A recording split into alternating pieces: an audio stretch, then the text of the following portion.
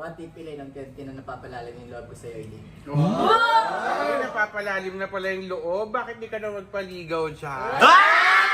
What if feeling mo lang yan kasi mas malalim nararamdaman sa akin ni Elaine?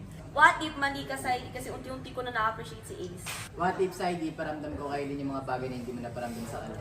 What if wala naman ako pagkukulang kay Elaine? Marami lang talagang demand si Elaine. Ay, dami mong diwan pala yung ganda. Ganun demanding ako. Hoy, Elaine, bawal mag-react! What if nung naniligaw ka, ayaw talaga akong sagutin? What if sa hindi lahat ng pinaramdam mo kay Eileen na pananakit ay hindi ko iparamdam sa kanya? Ace, ba't ganyan yung mga salitaan mo? May gusto ka na siguro kay Elena. Ganun. Ay!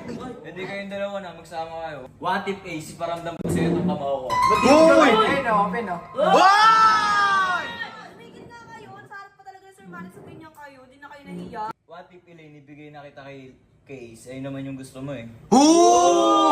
What if sa hindi papili na talaga natin si Eileen sa ating dalawa? Ano ba? Ayaw ko nilalayo ni Saidi kasi akala niya may gusto ka sa akin eh. Hindi, Eileen, ganito talaga.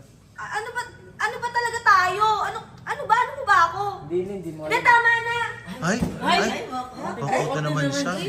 Ay! Ay! Ay!